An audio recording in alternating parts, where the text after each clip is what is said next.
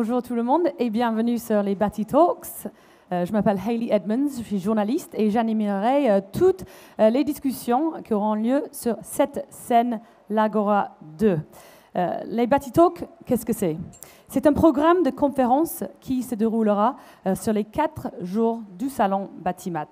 Un programme pour s'interroger sur les transitions que le secteur du bâtiment doit réussir pour se décarboner et se moderniser, tout en répondant aux grands défis des années à venir, notamment l'adaptation des villes au changement climatique.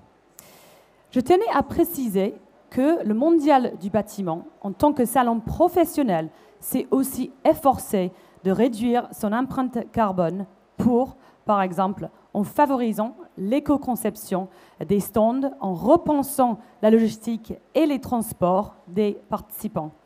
Vous trouverez toutes ces infos sur le site du Batimat. Pour en revenir aux conférences, nous avons la chance sur les Bati Talks d'accueillir les acteurs et professionnels du secteur, mais aussi des philosophes, des chercheurs, des élus, une hydrologue. D'ailleurs, ce matin, nous avons pu entendre François Hollande, Nicolas Dufresne et Benoît Bazin nous interpeller sur les révolutions qu'il reste à accomplir pour que le bâtiment, les territoires et le pays embrassent la trajectoire de la décarbonation. Mais avant d'atteindre les objectifs fixés pour 2030, il y a de l'urgence à faire de faire face au changement climatique qui est déjà là. Nombre d'épisodes dramatiques nous le rappellent quasi quotidiennement. Les inondations, sécheresses, canicules. Les villes sont en première ligne. Elles sont les plus vulnérables parce qu'elles concentrent les plus d'habitants, d'infrastructures. Et pour ouvrir cette journée de débat, nous allons consacrer cette première matinée à nous demander comment nous allons vivre avec les crises climatiques. Comment anticiper et s'adapter à ces phénomènes pour garantir la sécurité des habitants? Comment rendre nos villes résilientes? N'hésitez pas à partager vos commentaires et d'échanger sur les réseaux sociaux avec le hashtag Batimat2022. Alors, sans plus tarder, j'appelle sur scène Sébastien Maire.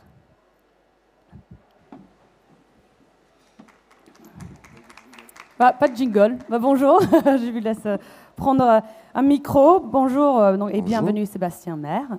Vous êtes délégué général de France Ville Durable, une association qui rassemble des collectivités locales, des représentants de l'État, des experts publics et privés pour rendre nos villes durables, c'est-à-dire sobres, inclusives, résilientes et créatives.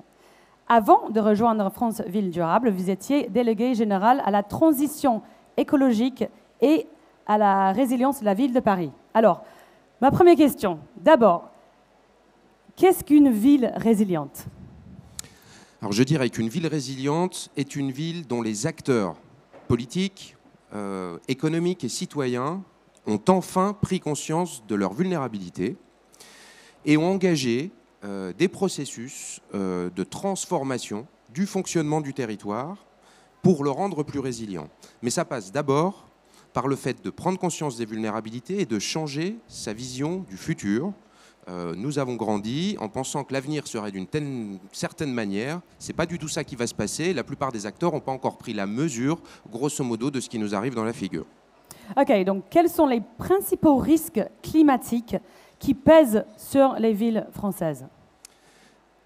Alors les risques climatiques, oui, mais si on parle de résilience, on ne parle pas que des risques climatiques. C'est tout l'intérêt de la résilience territoriale, c'est une vision plus holistique des enjeux et plus systémique des solutions. Donc le climat, c'est central, mais c'est une des 9 limites planétaires d'habitabilité de la planète pour Homo sapiens. Aujourd'hui, le sujet du climat est sur la table, on est prêt à faire plein de choses pour le climat, le carbone, l'énergie, carbone, gaz à effet de serre, grosso modo, on est dessus, mais l'érosion de la biodiversité, la perturbation du grand cycle de l'eau, les pollutions chimiques dans l'environnement, l'artificialisation des sols, l'acidification des océans, sont autant de phénomènes qui sont aussi impactés par la construction, par exemple, et qui remettent tout autant en cause la capacité de l'humanité à prospérer à l'échelle de quelques générations. Donc une ville résiliente, c'est une ville qui va faire face aux risques climatiques, mais aux autres en même temps, environnementaux, et qui va intégrer aussi les risques économiques, les risques sociaux, les risques infrastructurels, les risques de gouvernance. C'est une vision globale des enjeux. Pour ce qui concerne le climat, dans les villes, on sait déjà qu'il va faire très chaud, que la grande majorité du bâti existant n'est absolument pas adapté au monde qui vient. 80% du bâti qui sera là en 2050, c'est la ville qui nous entoure, c'est ce bâtiment, etc. Ce n'est pas du tout adapté, ça sera invivable pour une grande partie de la population, d'autant que tous les efforts sur les bâtiments résilients ou sur l'adaptation, depuis quelques années, ont quand même été concentrés sur la logique des bâtiments neufs. Il faut innover dans notre pays, parce que l'innovation, les choses nouvelles, il n'y a que ça qui compte. Or, le neuf n'est pas du tout un sujet dans le domaine de la construction durable. C'est anecdotique dans l'équation climatique. Avec un renouvellement d'1% par an, les bâtiments qu'on va construire entre maintenant et 2050 ne pèsent pas dans l'équation climatique. Ce qui pèse dans l'équation climatique, c'est le stock. C'est tout ce qu'on a déjà construit, pour lequel on est bien en peine d'adapter, de rénover énergétiquement et de trouver les moyens de financement, etc. etc. Donc, quels sont les leviers d'action, en fait? Vous venez de les citer. Mais qu'est-ce qu'un bâtiment résilient, finalement? Comment on peut en construire? Les leviers d'action, c'est d'abord un diagnostic. Et je pense qu'Emma Aziza en parlera tout à l'heure. Un diagnostic large, complet, des enjeux adaptés à un territoire. Comment le territoire va évoluer, si on prend juste le sujet climatique, mais c'est le cas pour tous les sujets, en matière de retrait-gonflement des argiles, de ruissellement, d'effet d'îlots de chaleur urbains, d'évolution de la qualité des sols, de perte de biodiversité, etc., etc. Si on a ce diagnostic adapté au territoire, parce que le problème, c'est qu'un rapport du GIEC, c'est fondamental, ça a bouleversé les consciences, l'opinion, etc., mais ce n'est pas du tout un outil opérationnel pour un décideur territorial. Des chiffres globaux à l'horizon 2100 à l'échelle de la planète ou des grandes régions. Par contre, dès qu'on arrive à donner ces datas à l'échelle d'un territoire et que les élus, notamment, réalisent ce qui va arriver chez eux, à court terme, ça change tout. Ils sont vraiment prêts à renverser la table. Donc il faut ce diagnostic. Deuxième chose, un bâtiment résilient, en fait, ça ne veut pas dire grand-chose. Ce qui peut être résilient, c'est un territoire, c'est un îlot, c'est un quartier. Mais le bâtiment tout seul, on peut penser la résilience d'un bâtiment, mais on va surtout penser la façon dont ce bâtiment va participer de la résilience globale du territoire qu'il occupe. Donc c'est une vision plus large, là encore. Par exemple, certains, dans un îlot, dans un quartier donné, c'est peut-être pas 100% des bâtiments qu'il faut rafraîchir pendant les canicules ou isoler, etc. C'est peut-être un bâtiment refuge qui va servir pendant les périodes de crise à l'ensemble des habitants du quartier. Donc cette logique de ne pas penser uniquement bâtiment par bâtiment, mais à une échelle plus large, c'est déjà une caractéristique de la résilience. Ok, mais globalement, dans ce cas-là, est-ce que là, actuellement, les villes françaises sont bien préparées au potentiel risque climatique? Non. Ah. Très clairement, je ne pense pas. Vous savez, moi, j'ai commencé à travailler sur la résilience à la ville de Paris, comme vous l'avez évoqué, en 2015. À l'époque, le mot même était une blague qui faisait rire les professionnels. C'était « Ah, encore un bullshit word », etc. On reste dans cette vision que l'homme est plus fort que tout, que de toute façon la technologie va nous sauver, etc. etc. Et du coup, la résilience, ça veut dire on remet l'être humain à sa place de vulnérable et par ailleurs de source du problème par rapport aux enjeux climatiques. C'est pas facile comme geste. Donc, par ailleurs, l'autre problème dans les organisations ou dans les collectivités locales comme dans les organisations privées de la résilience, c'est que la résilience ne supporte pas la logique des silos. On ne peut pas faire de résilience si on est en fonctionnement en silo, c'est-à-dire comme on le fait dans nos administrations depuis Napoléon, traiter d'un côté les questions de logement, de l'autre les questions de transport, de l'autre les questions de bâtiment, de l'autre les questions de gouvernance, etc. C'est ce qu'on fait au quotidien. C'est totalement incompatible avec le développement d'une vision résiliente qui, elle, est systémique. Quand on touche sur le logement, ça a un impact sur les transports, qui a un impact sur le bâtiment, etc. etc. Et donc, on a absolument besoin de faire évoluer des façons de penser l'action publique et économique pour qu'elle soit plus systémique. Alors ça démarre, il y a quelques territoires pilotes, il y a toujours des pilotes, mais je ne pense pas qu'on puisse dire aujourd'hui qu'on est à un effet masse parce qu'il y a encore, mais c'est en train d'évoluer, il y a encore, et on peut le comprendre, dans l'esprit des élus, une forme de crainte à parler de choses négatives. Et je ne vais pas me faire réélire en parlant de manière anxiogène. Hein, les habitants, il faut leur vendre du rêve, il faut leur vendre du plus, du positif, du bel avenir, etc. Sauf que l'avenir, il n'est pas comme ça. Donc c'est dur pour des élus de revenir devant les habitants puis de dire, bon, finalement, ce que je vous raconte depuis 20 ans, c'est pas tout à fait ça qui va se passer. On s'est un peu trompé de direction, il faut faire marche arrière et il faut bifurquer sur un certain nombre de choses qu'on jugeait évidentes, mais qui sont la source du problème aujourd'hui et qui, puisqu'il faut nommer les choses quand même, puisque le président de la République l'a dit cette rentrée, donc maintenant on a le droit, on peut le dire. Il y a encore eu une publication scientifique cet été signée par plus de 1000 chercheurs qui disait il y a quand même un terme qu'on ne voit pas suffisamment dans les rapports du GIEC qui peut aider à la prise de conscience et à la décision, c'est que l'enjeu dont on parle, certes, c'est le dérèglement climatique et les autres effets de l'Anthropocène, mais la conséquence, c'est quoi ? L'extinction de l'humanité à l'échelle de quelques générations. Osons dire que c'est ça le sujet. Si on ose dire que c'est ça le sujet, peut-être qu'on sera prêt à remettre en cause des choses qu'on jugeait tellement évidentes depuis qu'on est né, parce que c'est ça le sujet. Le vrai sujet, c'est la disparition de l'humanité à l'échelle de quelques générations. Ça mérite qu'on renverse la table pour faire autrement. Ok, donc concrètement, comment on peut rendre une ville résiliente ? 1. La mise en place d'une gouvernance partagée avec tous les acteurs qui doivent participer de la résilience. La collectivité toute seule ne peut pas. L'État tout seul ne peut pas. Les entreprises toutes seules ne peuvent pas et les citoyens tout seuls ne peuvent pas. Donc mettre en place une gouvernance à l'échelle de chaque territoire, une gouvernance de la transformation écologique et de la résilience avec les élus locaux et leurs services, les autres services publics nationaux, les représentants des entreprises, les représentants des citoyens ou les citoyens eux-mêmes et les chercheurs et les experts. Si on avait écouté les chercheurs depuis 50 ans,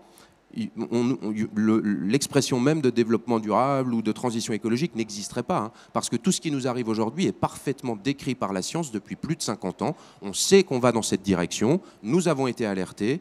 Les décideurs politiques et économiques n'ont jamais voulu écouter les scientifiques. Il est peut-être temps de le faire maintenant parce qu'on n'a plus beaucoup le choix. Donc, 1, une gouvernance, 2, un diagnostic, je l'ai évoqué.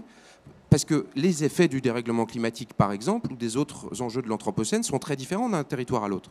Donc il faut les caractériser à l'échelle d'un territoire. Parce que les priorités de résilience ne seront pas les mêmes d'un territoire à l'autre. Un territoire qui est traversé par un fleuve va forcément avoir un enjeu d'inondation. Mais d'autres territoires qui ne sont pas traversés par des cours d'eau vont avoir des enjeux de ruissellement ou de débordement de leur réseau d'eau pluviale. Et puis les 3 leviers, facilement pédagogiques pour construire une démarche de résilience à l'échelle d'un territoire, 3 objectifs. Les gens, les infrastructures, la gouvernance. 1, la résilience de la population. Ce qui reste quand les pouvoirs publics sont débordés face à un événement majeur ou que les infrastructures sont dépassées, c'est la capacité des habitantes et des habitants à s'entraider. On dit souvent que le premier critère de résilience d'un territoire, c'est connaître son voisin et connaître autour de chez soi les vulnérabilités sociales qu'on peut avoir, personnes âgées, personnes en situation de handicap, etc., pour que le jour où il arrive un problème, on puisse aller les aider. Donc former, informer la population pour que la population elle-même soit consciente des enjeux, formée à réagir et prête à soutenir les autres habitants en cas de problème. 2, les infrastructures.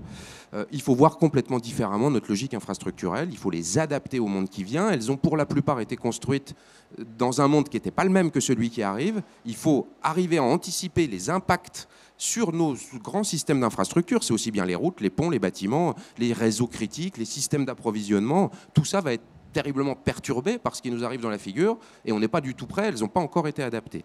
Et 3, la gouvernance. Ce que j'évoquais tout à l'heure, changer de vision, changer de processus à l'intérieur des organisations et arriver petit à petit à une gouvernance plus systémique de ces enjeux. Vous avez parlé justement des populations les plus vulnérables, mais comment on s'occupe justement de ces populations ? C'est le grand sujet de la résilience, voire de la transformation écologique. Il y a une forme de double ou de triple peine chez les catégories populaires face à ces différents enjeux. Pour les personnes les plus vulnérables, la plupart du temps, elles ne sont en rien responsables des phénomènes dont on parle. Ce n'est pas les personnes les plus modestes économiquement qui produisent le plus de carbone, c'est l'inverse. Plus on a de pouvoir d'achat, plus on produit du carbone et plus on produit des pollutions, puisque c'est directement lié à la consommation. Donc les personnes vulnérables sont à la fois celles qui ne sont pas responsables du phénomène, mais qui sont les premières victimes, parce qu'elles vivent dans des passoires thermiques avec une crise énergétique qui fait augmenter les prix de l'énergie, parce qu'elles vivent dans des zones polluées par des autoroutes urbaines qu'on n'arrive pas à déclasser. Elles n'ont pas la possibilité d'aller dans la maison de campagne le week-end pour protéger les enfants de la pollution de l'air, etc., etc. Donc évidemment, et puis quand on fait de la transformation écologique, bien souvent, elles sont encore victimes. Rénover un quartier énergétiquement, ça s'accompagne souvent de gentrification. Et les personnes les plus vulnérables ne peuvent plus rester dans le quartier où elles habitaient parce que ça coûte trop cher désormais.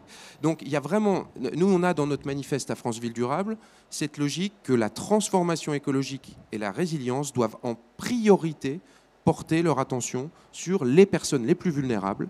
Les autres s'en sortiront quelque part où ça sera plus facile. Donc les personnes les plus vulnérables comme priorité des démarches de transformation et de résilience. Ok, est-ce que vous avez un exemple de ville résiliente? Il y en a quelques-unes. Alors après, est-ce qu'une ville peut être complètement résiliente? Je ne pense pas. Je ne sais pas si la résilience, Emma le dira bien mieux que moi ensuite, mais si on peut considérer que la résilience est un état ou un processus. Est-ce qu'on est résilient? Je ne sais pas si on peut dire qu'on est résilient. On renforce sa résilience. Le plus possible. Moi, il y a un exemple qu'on aime beaucoup. Nous avons d'ailleurs, notre association, emmené la directrice générale de l'ANRU visiter il y a 10 jours un quartier résilient à Rotterdam, aux Pays-Bas, qui a commencé à travailler sur ces questions de résilience depuis plus de 10 ans, dans le quartier le plus pauvre, le plus populaire de Rotterdam. Et ce qui est assez incroyable par rapport à la façon dont on conçoit encore cette logique en France, hein, le mot il est encore compliqué, on pense à Cyrulnik mais on ne sait pas trop, etc. Là nous étions avec des familles, des mamans, des enfants qui parlaient tous de résilience. Ils utilisaient le mot alors même que le mot n'existe pas dans la langue néerlandaise. C'est un néologisme, mais ils l'ont complètement intégré parce que ça fait 10 ans qu'à l'échelle du quartier, ils en voient les bénéfices directs. Parce que la résilience, ça n'est pas que la réaction aux crises, au choc. C'est aussi le processus de transformation du territoire qui permet de réduire ce qu'on appelle des stress chroniques, des phénomènes latents qui sont là au quotidien, qui gênent la résilience du territoire, mais qui ne sont pas des grands événements disruptifs. Donc quand on dit qu'on va faire de la résilience dans un quartier populaire, on va travailler l'emploi, l'alphabétisation, l'insertion. On apprend aux enfants d'immigrés qui ne savent pas faire du vélo à faire du vélo, par exemple, parce que c'est une marque d'inclusion énorme aux Pays-Bas que de savoir faire du vélo, etc. etc. Ce n'est pas que le hard. Hein, la résilience, ce n'est pas que le bâti, c'est aussi le soft. C'est l'alliance des deux, en fait. Et on parle de quel délai pour rendre une ville résiliente ? Moi, j'ai envie de dire qu'il y a une première étape quand même, c'est la prise de conscience. Et nous sommes plusieurs à passer notre temps dans ce type de conclave, à essayer d'augmenter cette prise de conscience. Je sais qu'Emma le fait beaucoup. On travaille, nous, avec les exécutifs et les directions générales des collectivités locales dans une logique de formation. Et ce qu'on réalise à partir du moment où on a eu cette prise de conscience des enjeux, la résilience, elle se met presque en place toute seule. Il lui faut des outils, il lui faut des méthodes. Mais une fois que les élus ou les décideurs ont pris conscience de la gravité, finalement, de ce qui nous arrive dans la figure et de la vitesse à laquelle ça va arriver, ils sont prêts à faire autrement. Donc à partir du moment où on a déjà eu ce déclic de prise de conscience, on peut déjà dire qu'on est entré dans le chemin de la résilience. Est-ce qu'on sera résilient complètement ? Jamais, je pense. En fait, tout dépend aussi de la façon dont les phénomènes vont évoluer. Comme je pense qu'on arrive sur la fin, je ne voudrais vraiment pas terminer sur quelque chose de négatif, mais il y a quand même, dans quelque chose, moi, qui me semble renouveler nos visions de la résilience, c'est également ces publications de la rentrée sur ce qu'on appelle les points de bascule. Parce que les points de bascule climatiques nous font entrevoir les besoins de résilience de manière totalement différente, en fait. C'est-à-dire, au bout d'un moment, après certains points de bascule, c'est même plus la peine, quoi. Ou en tout cas, ça va être beaucoup plus compliqué. Hein. Les points de bascule, c'est par exemple la fonte de l'Antarctique ou du Groenland, où il y en a d'autres. Et donc, essayons déjà de faire sans les points de bascule par rapport au scénario du GIEC qu'on connaît, etc. Ça sera déjà très bien, mais logiquement, dans une approche résiliente, on doit aussi envisager le pire. Ce qu'on ne fait pas du tout aujourd'hui, et ça serait pas mal de le faire, c'est-à-dire comment on protège la population, ses besoins essentiels, quelle que soit les aléas qui arrivent. La résilience, ce n'est pas une vision collapso, c'est une vision réaliste et qui est une vision qui n'est pas du tout anxiogène parce qu'à l'inverse, elle dit à la population, aux acteurs publics, un peu à la Jean-Pierre Dupuis, pour ceux qui connaissent, c'est parce qu'on a conscience de l'enjeu et qu'on ne le met pas sous le tapis et qu'on est réaliste face à l'enjeu ou face aux enjeux, qu'on va tout faire pour garantir la qualité de vie de la population, quoi qu'il arrive. Donc la résilience, c'est une logique protectrice, une logique rassurante. Ce n'est pas quelque chose d'anxiogène ou qui fait peur, bien au contraire, c'est la réponse aux questions anxiogènes. Alors, on va terminer cette première session avec une question sur l'avenir. Comment vous imaginez la ville en 2050 ? Alors, on va dire la ville en 2050, si en 2050, on considère qu'on a tenu les accords de Paris. Parce que si on ne les a pas tenus, je ne sais pas s'il y aura encore beaucoup de villes en 2050, pour tout vous dire. Mais si on considère qu'on a tenu les accords de Paris, on a d'ailleurs, je vous invite à consulter ça, on trouvera ça en ligne, on a fait cet exercice avec des partenaires dans le cadre du PFVT, le partenariat pour ville et territoire durable ou quelque chose comme ça, qui est, vous savez, la délégation française qui participe au Forum urbain mondial. Et nous avons fait une contribution avec nos membres sur la résilience qui était la description de la journée d'une petite fille de 10 ans qui s'appelle Léa, en 2050, dans une ville, alors qu'on a réussi le challenge. Okay. Aux infos à la radio le matin, on entend « c'est formidable, ça y est, on a parfaitement respecté les accords de Paris, nous sommes zéro carbone ou neutre en carbone en 2050, on peut enfin entrevoir l'avenir pour plusieurs générations, tout va bien, etc. » Et on décrit ce qu'elle mange, où elle vit, comment elle se déplace, ce qu'elle apprend à l'école, quels sont ses centres de préoccupation. Je précise que moi, la vision que je propose, qui est aussi une vision réaliste au regard de l'état des ressources, hein, matériaux et terres rares, minerais, matériaux divers. La ville de 2050, dans un monde décarboné, c'est forcément une ville low-tech. Hein. Ce n'est pas une ville avec des voitures volantes qui ont des panneaux solaires sur les ailes, quoi. Allez, on en sort de cette vision. Il est temps de sortir de ce technosolutionnisme qui nous enferme dans une vision qui est délétère, en fait, qui est la source du problème. Donc c'est plutôt du low-tech, c'est plutôt des solutions basées sur la nature et sur l'humain. C'est finalement ce que Sapiens a très bien fait pendant des dizaines de milliers d'années. Hein. Ça fait que 50 ans qu'on fait n'importe quoi. Hein. On sait le faire. C'est dans nos gènes, c'est dans notre ADN. On saura parfaitement refonctionner dans les limites de la planète. C'est ça le sujet. Ça fait 100 ans qu'on dépasse les limites de la planète. Vous savez, le jour du dépassement, là, là il suffit de revenir en arrière, mais on l'a déjà fait. Hein. On va y arriver. On y arrivera sans problème. Super. Merci beaucoup, Sébastien Maire. Merci. Je vous laisse retrouver votre place.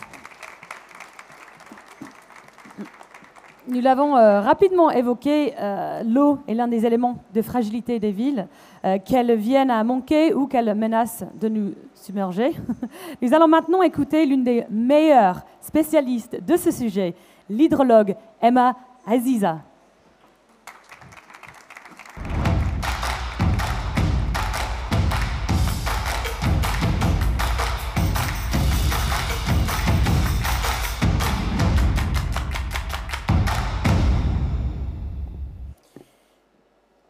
Bonjour à tous.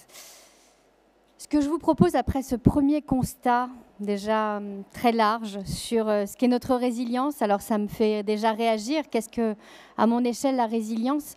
À la base, c'est notre capacité de rebondir. Et en fait, la question qu'on doit se poser, c'est est-ce qu'à un moment donné, on sera capable de rebondir ? On doit se la poser, cette question. Et en fin de compte, est-ce qu'on est capable de rebondir dans notre quotidien, dans notre vie, face à tous les aléas, toutes ces menaces, tout ce que l'on est capable de vivre, toutes ces épreuves de la vie, mais aussi toutes les épreuves qui sont en train de se traduire dans le monde. Ce que je vous propose, c'est de faire un tout petit retour en arrière sur ces dernières années pour essayer de comprendre ce qui est en train de se jouer à l'heure actuelle en France. Est-ce que nous n'aurions pas, finalement, à l'heure de 2022, qui semble être une ère de prise de conscience, à l'heure d'ailleurs d'une date très spécifique, puisque le 3 octobre est une date qui revient régulièrement dans l'histoire de la France comme une date où il y a eu des inondations qui ont ravagé nos territoires. Je pense aux inondations de Nîmes en 1988, qui ont eu lieu le 3 octobre. Le 3 octobre 2015, nous avons vécu les inondations de Cannes. Et le 3 octobre 2020, nous nous sommes réveillés un peu hagards avec des territoires qui étaient la Tinée, la Vésubie et la Roya qui venaient de subir la tempête Alex le 2 octobre, donc la veille, et des territoires complètement dévastés. Et donc, ça remet clairement en question cette notion de résilience. Est-ce qu'on peut être résilient lorsque l'on voit de telles images ? Est-ce qu'on est capable de faire face ? Est-ce qu'on ne doit pas accepter que dans certaines zones de la planète, comme ce qui est actuellement en train de se dérouler en Floride, il y a une question d'habitabilité de la Terre ? Est-ce qu'il est encore possible d'habiter dans certaines zones ? Est-ce que dans d'autres, on va pouvoir s'adapter ? Est-ce qu'on est capable collectivement, effectivement, de changer cette trajectoire qui est devant nous ? Et quel doit être notre niveau de conscience ? Et je vous propose cette petite balade ensemble à travers ces 5 dernières années pour essayer de voir si finalement nous n'aurions pas accumulé un certain nombre de signaux faibles qui en 5 ans se sont transformés en des avertissements concrets. Et je vous propose de repartir d'abord en 2017. 2017, pour moi, c'est vraiment cette cassure d'une France qui habituellement reçoit plus de 500 milliards de mètres cubes d'eau. La France est un pays tempéré, la France ne manque pas d'eau. La France vit des cycles de l'eau et a de nombreux utilisateurs de l'eau parce que justement, la France est un pays qui est situé entre des pays plutôt arides à semi-arides, notamment avec l'Espagne, et des pays plutôt humides comme la Belgique. Cette année 2022, la Belgique a débuté son été avec 95% de son territoire qui était dans un état de sécheresse extrême. Et donc, ça doit nous interroger parce que notre capacité d'adaptation, elle est surtout fonction de la manière dont on va anticiper les choses. Ça vaut pour nos épreuves dans notre quotidien. Plus on les anticipe, plus finalement, on va être capable d'être prêt et de rebondir le jour J. Eh bien là, c'est un petit peu la même chose. Et donc, en 2017, nous allons vivre une première sécheresse avec déjà des premiers signaux très clairs, puisqu'on va se retrouver avec 90 départements en vigilance canicule, jaune à orange. Alors certes, on n'est pas dans une étuve en France, on n'est pas dans une situation invivable, mais on est dans les prémices de quelque chose qui est en train de se mettre en place. Et donc, bien sûr, si vous augmentez les températures en France, vous allez avoir comme un effet de sèche-cheveux et le sol va avoir tendance à perdre son eau. Les territoires plutôt minéraux, tous ces territoires et toutes nos villes qui sont particulièrement bétonnées, eh bien, elles vont subir notamment ces chaleurs. Mais on ne va pas comprendre à ce moment-là à quel point il y a une question d'habitabilité dans nos villes. Il va falloir qu'on attende encore un peu. Et donc, 2017, la sécheresse va s'arrêter le 26 décembre. C'est-à-dire qu'on n'aura pas d'automne. On n'aura pas de pluie en automne dans certains territoires en France. Et donc, on va basculer des inondations de la Seine, de la sécheresse aux inondations de la Seine dans l'espace d'1 semaine. Et donc, on va vivre 3 semaines de pluie. Parce qu'il faut savoir que cette pluie, en fait, elle arrive massivement aussi parce que lorsque l'eau s'évapore sur nos territoires, lorsqu'il fait particulièrement chaud et sec, toute cette eau qui remonte dans l'atmosphère ne reste pas dans l'atmosphère. Elle finit un jour ou l'autre par retomber. En général, on considère qu'une goutte d'eau reste 9 jours et demi dans l'atmosphère. Et quand elle retombe, eh bien, elle retombe habituellement en créant ce cycle de l'eau. Sauf que dans un territoire où ce cycle de l'eau ne trouve plus sa place, que ce soit dans nos villes ou dans nos champs, parce qu'on a compacté nos sols et l'eau n'est plus capable de s'infiltrer, parce qu'on a dévégétalisé massivement, on a déforesté massivement la France, eh bien, effectivement, l'eau n'a plus de recueil pour pouvoir être conservée, et à ce moment-là, elle s'en va. Elle part, sauf que comme elle ne peut pas rester, elle va suivre des courants majeurs que l'on appelle des rivières atmosphériques, et elle finit par retomber en masse. Et à chaque degré que l'on rajoute dans l'atmosphère, eh bien, on augmente le pouvoir de précipitation du nuage. Et donc, lorsque ce nuage va précipiter, il va précipiter de manière beaucoup plus violente, de manière beaucoup plus intense. Et donc, finalement, l'inondation va se produire là où le nuage jette ses pluies. Ça donne ce que l'on appelle du ruissellement. le ruissellement, c'est cette eau qui ne peut plus s'infiltrer, qui n'a pas le temps de rejoindre ces cours d'eau et qui va emprunter les rues, qui va emprunter nos routes. Ça signifie qu'aujourd'hui, le risque inondation, ce n'est plus seulement un risque qu'il faut considérer sur nos rivières, sur nos fleuves. Le risque inondation peut se produire partout. Il n'y a pas de zone inondable et de zone non inondable. 50% des biens sinistrés ces 5 dernières années le sont en dehors de tout cours d'eau. Le sont dans des villes, dans des rues, dans des axes d'écoulement préférentiels où les pentes vont diriger ces eaux massivement. Et ça nous demande cette question de l'habitabilité. Parce que déjà, on a eu du mal à faire, et je pense que Sébastien en a bien parlé, la question de l'adaptation en France, elle est longue. On a quelques exemples, quelques quartiers, quelques bâtiments, quelques villes qui se réveillent parce qu'elles ont été largement meurtries. Donc, il faut à un moment donné qu'on se réveille. Et l'humain ne sait se réveiller qu'à travers la douleur et l'urgence. Il n'y a qu'à ce moment-là, en général, dans nos vies, que l'on se transforme, à moins qu'on prenne conscience de la situation et qu'on décide de se transformer sans attendre d'arriver face à un mur. Et donc, lorsque l'on regarde la manière dont le cycle de l'eau se déroule dans nos villes, il faut comprendre qu'aujourd'hui, non seulement nos bâtiments ne sont pas prêts, nos villes, nos rues ne sont pas prêtes, parce que, en fait, tous nos bâtiments ont été construits sans imaginer qu'ils étaient dans ces zones inondables. Toutes nos rues ont été construites avec des collecteurs de réseaux d'eau pluviale, cette eau de pluie, qui n'est capable d'accueillir une pluie que jusqu'à une période de retour de 10 à 20 ans. Ça signifie que c'est une probabilité de pluie qui se régénère, qui a une chance sur 10, une chance sur 20 de se produire. C'est-à-dire une pluie assez courante en réalité. Et là, nos villes sont capables de les accueillir. Dès lors qu'on dépasse cette ampleur de précipitation, là, le territoire n'est absolument plus capable d'absorber. Et comme on a oublié à un moment donné qu'il fallait jouer avec le cycle de l'eau dans nos villes, eh bien effectivement, nos villes n'accueillent plus cette eau. Ça, c'est pour l'inondation. Mais ces dernières années nous ont raconté encore d'autres choses. En 2018, nous avions eu les crues de la Seine et nous nous sommes sentis finalement assez sereins en démarrant le printemps, puisque nous étions excédentaires en eau. C'est-à-dire que nous avions même trop d'eau, 30% d'eau en plus dans nos nappes phréatiques. Donc on n'envisageait absolument pas une situation de sécheresse. Et ça, c'était sans compter le fait que l'on ait 16 jours, du 24 juillet au 8 août, de canicule extrême. Et ces 16 jours ont suffi pour générer l'année 2018 et en faire une année historique en matière de sécheresse. En 2019, on a découvert qu'on pouvait avoir des vagues de chaleur au mois de juin.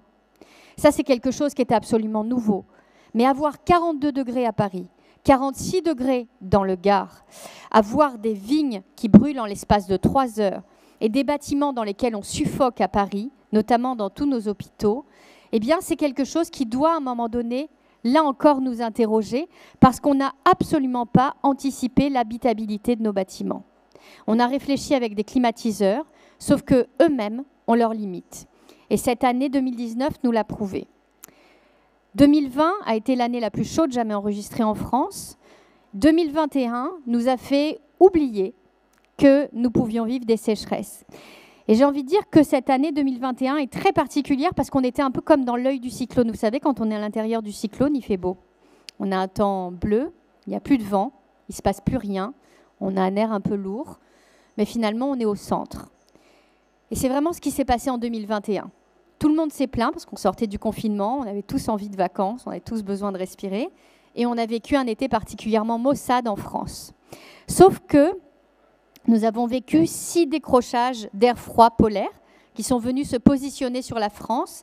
Et cet air froid, en fait, a généré, lorsqu'il a rencontré l'air extrêmement chaud de la mer Méditerranée et de la mer Adriatique, eh bien, cette masse d'air n'avait pas d'autre choix que de remonter directement en direction de 2 pays, l'Espagne et la Belgique, parce que la situation météorologique était complètement bloquée par un anticyclone.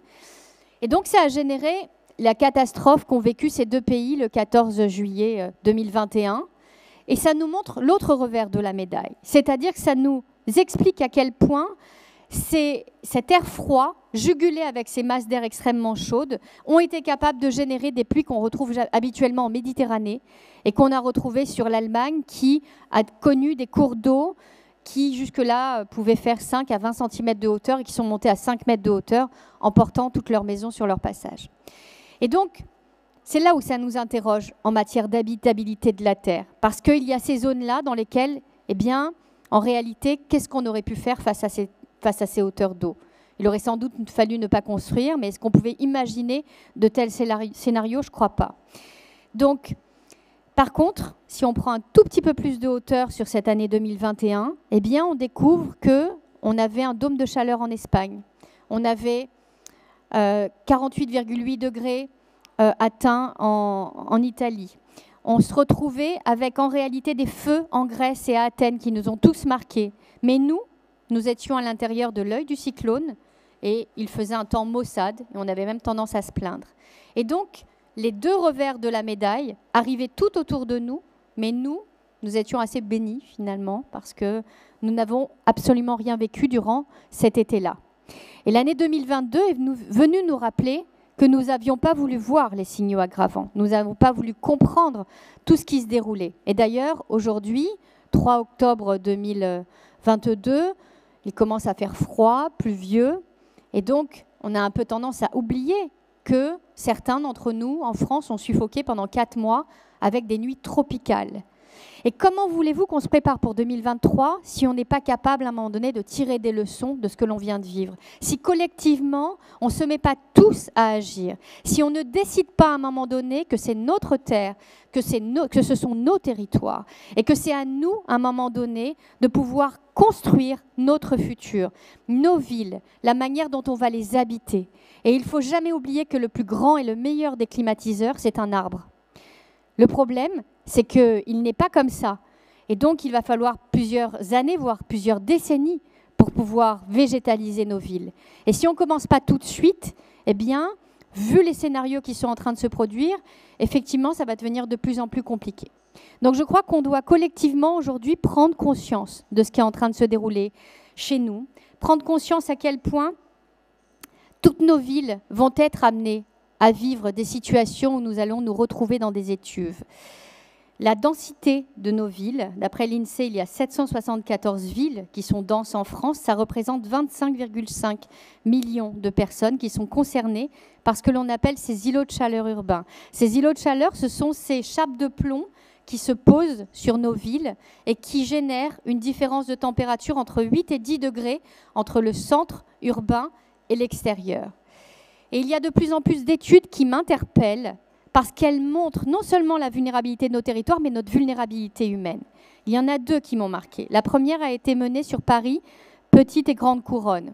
Elle a mis en évidence à quel point les pics de mortalité dans les vagues de chaleur qu'a connues la France ces 5 dernières années sont directement en fonction du taux d'artificialisation des sols. Si nous comprenons ça, nous allons comprendre que nous pouvons tous, collectivement, jouer avec la nature, replanter massivement, retravailler nos terres, désimperméabiliser nos sols. Mais ça nous demande d'agir effectivement à tous les échelons. On peut agir à l'échelle individuelle, mais surtout à l'échelle collective. Et ce sont nos collectivités territoriales et les politiques qui doivent absolument prendre conscience de cet enjeu. Donc voilà, je crois qu'on est aujourd'hui dans une situation où planter des arbres va sans doute être le premier grand acte qui mènera à notre résilience. Il faut aussi comprendre que certains vont manquer d'eau, mais d'autres n'en manqueront pas. Si je prends l'exemple de Paris, et je peux en parler puisque je suis au conseil d'administration d'Eau de Paris, donc je vois les chiffres, nous ne risquons pas de manquer d'eau à Paris. Pourtant, nous avons vécu une sécheresse importante aussi, mais Paris s'appuie sur un réseau d'eau potable qui est alimenté notamment par des eaux fossiles, des eaux avec des capacités extrêmement importantes qui pourraient tenir des décennies et des décennies de sécheresse. Mais à quelques kilomètres de là, eh bien d'autres se retrouvent actuellement à vivre avec des camions-citernes. Donc ça veut dire que la gestion de l'eau que l'on va devoir mener, ça va être une gestion de notre futur où celui qui sera riche en eau devra contribuer à celui qui n'en a pas. Ça veut dire qu'il va falloir réfléchir collectivement et qu'il va falloir que l'on comprenne que cette eau est un bien commun et qu'on apprenne à le partager. Et qu'on décide à qui on le donne. Parce que l'image du lac de Serre-Ponçon cette année, avec moins 17 mètres de hauteur, nous a montré quelque chose qui est très clair. C'est que la guerre de l'eau est en train de se préparer en France. Pourquoi ? Parce que c'est un territoire qui normalement est un territoire touristique, qui fait vivre une activité touristique. Et cette activité touristique, habituellement, eh bien, elle a besoin justement de cet été, elle a besoin de cette eau pour pouvoir vivre.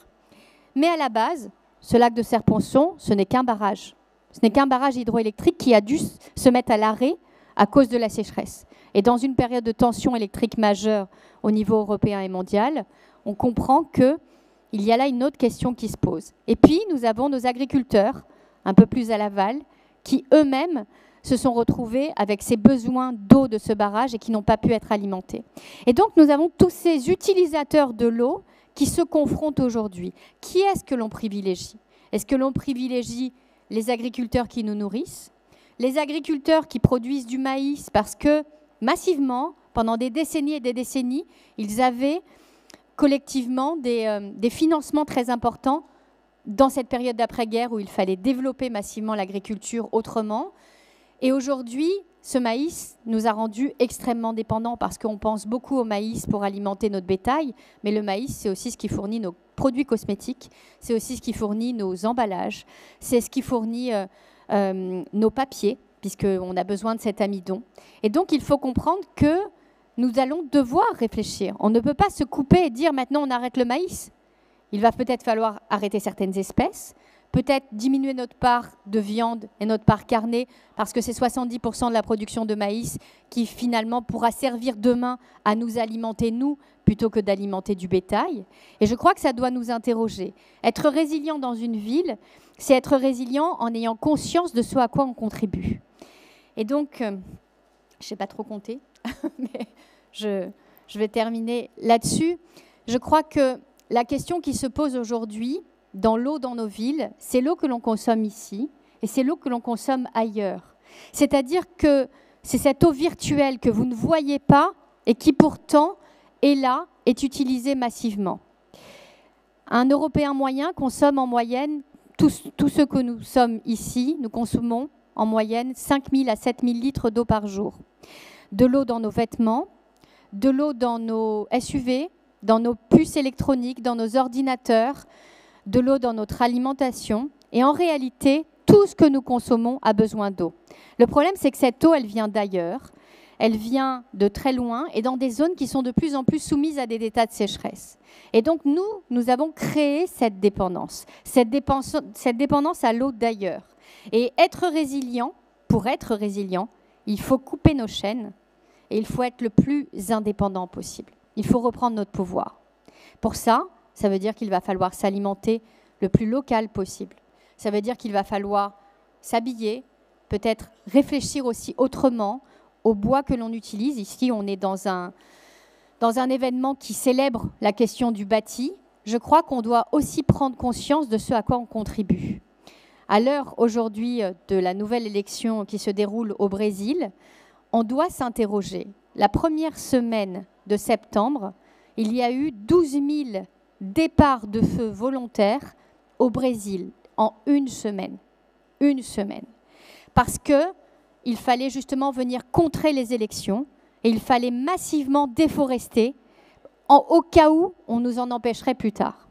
Et donc ça, c'est quelque chose qu'il faut comprendre parce que à l'intérieur de cette déforestation, nous, on se sent bien incapable. On se dit, mais finalement, c'est tellement loin de l'autre côté de l'Atlantique, on n'y est pour rien, on ne peut rien faire, on ne peut même pas voter. Le problème, c'est que nous, on contribue à quel niveau ? Eh bien, 91% des terres déforestées en Brésil, en Amazonie au Brésil, servent principalement à des ranchs et à du bétail, massivement. Ce bétail, il alimente beaucoup les Russes, les Chinois, l'Europe, un peu moins la France. Donc, on est un peu moins responsable de cette viande qui vient d'ailleurs. Par contre, il alimente aussi des tourteaux de soja. Et donc, ces tourteaux de soja, par contre, la France est le premier à les acheter. Et ça alimente nos poulets, tous nos élevages intensifs. Donc, quand vous mangez un petit poulet rôti, vous contribuez à votre échelle à la déforestation massive de l'Amazonie. C'est-à-dire qu'on est en train, aujourd'hui, d'atteindre massivement le poumon de notre planète, notre propre poumon. Donc voilà, je vous donne cet exemple, je vous en donne un autre aussi qui m'a marqué, parce qu'il faut comprendre qu'on a tout misé sur la question de l'avion, du vélo, et on a oublié que dans nos gestes quotidiens, tous nos gestes sont loin d'être anodins. Tout ce que l'on consomme à l'heure, la semaine dernière, de la Fashion Week, eh bien, aujourd'hui en France, c'est 48 collections de vêtements. Pour avoir un vêtement, il faut réussir à construire la matière. Quand c'est du coton, eh bien, ce sont des millions et des millions de litres d'eau qui sont utilisés pour fabriquer ce coton. 1 kilo de coton, c'est à peu près 20 000 litres d'eau, pour vous donner un ordre d'idée. Et ça permettra de fabriquer un t-shirt ou un jean. Et donc, si on comprend ça, si on comprend que c'est l'eau qui est utilisée d'Afrique, qui vient d'Inde, c'est de l'eau qu'on est en train de prélever massivement en profondeur, eh bien, nous comprendrons à quel point nous aussi, à l'échelle de notre quotidien, nous avons une action massive que l'on peut mener. Un autre exemple, celle du polyester. On n'a pas vraiment l'impression, on se sent beaucoup plus coupable quand on prend l'avion que quand on achète des habits en polyester. Et pourtant, le polyester, aujourd'hui, est fabriqué uniquement à partir de pétrole. Et les microplastiques qui sont extraits de ce polyester lorsque vous les lavez dans votre machine finissent dans toutes nos rivières. Et ça contribue à 1/3 de la pollution de l'ensemble des océans de la planète. Donc voilà, je crois que déjà, si on prend conscience à quel point on contribue à chaque chose, on va pouvoir agir. Et donc l'habitabilité de la planète, aujourd'hui, elle se passe à l'extérieur de nos maisons, dans la manière dont on va gérer les inondations et les sécheresses, mais elle se passe aussi à l'intérieur de nos maisons, dans tous nos actes du quotidien. Je vous remercie. Merci beaucoup, Emma Aziza. Est-ce qu'il y a des questions pour Madame Aziza dans la salle? Oui.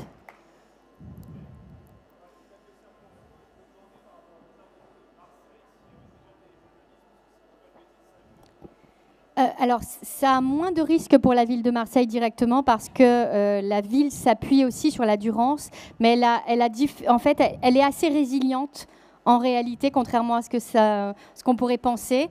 Et elle s'appuie, je crois, qu'à l'échelle de 10% sur le lac de Serponçon, donc c'est resté mineur. Voilà. Y a-t-il d'autres? Ah, pardon. Oui, vous avez raison, merci. La deuxième étude qui m'a beaucoup marquée, c'est on a découvert qu'il y avait une corrélation directe en France. On a fait une analyse dans les hôpitaux sur les pics de taux de suicide avec les températures. Et on a découvert qu'à 20 degrés, eh bien, nous avons en réalité un niveau de suicide qui est le plus bas possible. Et à chaque fois que vous augmentez en termes de degrés, eh bien, on augmente le taux de suicide en France. Et donc, ça m'a marqué parce que ça signifie que nous ne sommes qu'humains. Et à l'image d'un téléphone que l'on met au soleil, il ne fonctionne plus. À un moment donné, il nous fait un signal d'alerte, il nous dit stop. Et il faut comprendre qu'à 42 degrés, eh bien, tous nos systèmes nerveux, endocriniens, se mettent à dysfonctionner et génèrent notamment parfois l'irréparable. Voilà ce qui m'a marqué. Merci beaucoup pour vos questions et merci beaucoup, Emma Aziza. Merci.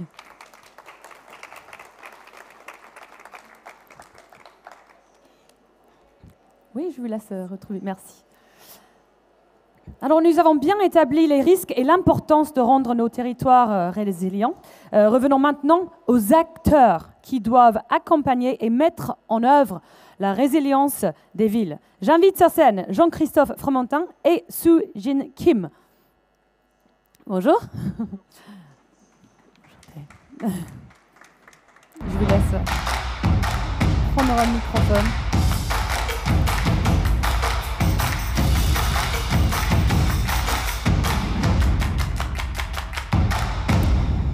Je vous laisse vous présenter rapidement. Soo-Jin. Merci. Vous m'entendez bien? Oui, on vous entend. Oui, très bien.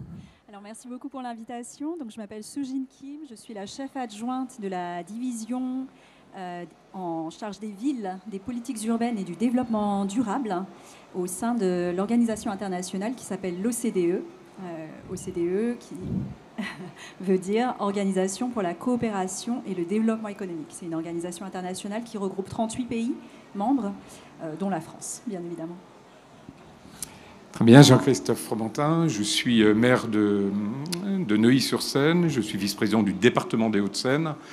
Voilà, et par ailleurs, je fais de la recherche à l'université sur la densité et l'évolution des systèmes denses. Donc j'avais écrit un essai en 2018 qui s'appelle « Travailler là où nous voulons vivre », qui montrait que le monde industriel nous a amené à vivre là où il y avait du travail, et probablement la société numérique nous libérera de cette injonction nous permettant de travailler à l'inverse là où on veut vivre. Et l'actualité, les données aujourd'hui démontrent que ce mouvement fonctionne et s'amplifie. Alors ma première question, c'est pour vous, Monsieur Fromentin. Qu'est-ce que le Covid a changé dans votre vision de la ville? Il a changé dans la manière de vivre des gens. Donc par conséquent, on s'y est intéressé dans la manière dont on structurait la ville. Le télétravail, le recours à l'Internet pour prendre ses distances par rapport au lieu de travail a introduit des nouveaux modes de vie qui étaient, à mon avis, sous-jacents, parce que les uns et les autres aspiraient à finalement sortir de cette hyperdensité, de ces mouvements pendulaires qu'il y a tous les jours. Donc on a regardé ça, on a analysé ça avec beaucoup d'intérêt. Et aujourd'hui, on est plutôt à revenir sur des temps longs et à une plus faible densité, alors que les injonctions de l'État, depuis des années, c'est de dire il faut densifier et encore. Et on voit bien qu'il y a un mouvement de recul par rapport à cette densification. Et le solde migratoire sur l'Île-de-France est, sur la dernière sortie de l'INSEE, à moins 100 000 habitants, ce qui est considérable. Et quand vous interrogez les Français sur leur lieu de vie, ils disent, dans l'idéal, pour autant qu'ils puissent le faire, qu'ils choisissent les villes moyennes ou les villages à 83%. Donc on voit bien qu'il y a une sociologie liée au Covid, au sujet écologique en général, qui est aujourd'hui extrêmement prégnant dans nos regards et dans nos approches de l'urbanisme. Et Sujin, qu'avez-vous observé à l'échelle de l'OCDE? Quelles ont été les conséquences de la pandémie de Covid-19 sur les villes et comment le modèle urbain a-t-il été remis en question à travers le monde? Alors, peut-être 3 points qui me viennent à l'esprit. Le premier, c'est que, bien sûr, la crise, la pandémie de Covid-19 a complètement questionné le modèle urbain, mais c'est une question qui n'est pas du tout nouvelle, finalement. Quand on regarde à travers l'histoire toute la naissance et la croissance des villes, la question de l'attractivité, de la résilience des villes revient de manière assez régulière. C'est-à-dire que même quand on remonte à des épisodes tels que l'épisode de choléra, par exemple, l'épidémie de choléra qui a ravagé Paris au XIXe siècle, à ce moment-là, déjà, on se posait la question de est-ce que les villes sont amenées à mourir, à disparaître, et est-ce que tout le monde va s'échapper des villes, finalement, et pour échapper justement à cette densité et aller se mettre ailleurs. Or, ça n'a pas du tout été le cas parce que justement, les villes se sont réinventées à travers ces épisodes, que ce soit donc le choléra à Paris, notamment avec toute l'architecture haussmannienne qui est finalement sortie de cet épisode pour essayer d'assainir les quartiers. Mais on a d'autres épisodes tout aussi tragiques d'ailleurs, comme les attentats terroristes qui ont frappé plusieurs villes et qui ont également posé la question de est-ce qu'il faut continuer à habiter en ville et où finalement les gens les villes ont émergé quand même plus fortes dans le sens où ça quelque part aussi servi à renforcer la sécurité des villes, à revoir le mode de construction des bâtiments pour que justement ils essayent de ne pas s'écrouler d'un coup, comme ça a été le cas dans les tours à New York. Donc voilà, l'histoire des villes est ponctuée de plusieurs épisodes comme ça qui ont interrogé la question de la résilience des villes, mais desquels les villes sont finalement sorties quand même plus fortes et en tout cas avec une forme d'innovation. Donc ça, c'est le premier point qui me vient à l'esprit, le fait que la pandémie n'a pas forcément été la première crise, en tout cas, à frapper les villes et à poser cette question de résilience.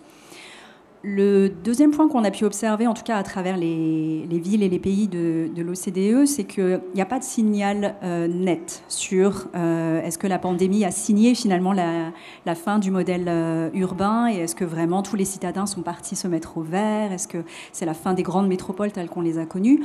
Néanmoins, il y a quelques signaux faibles.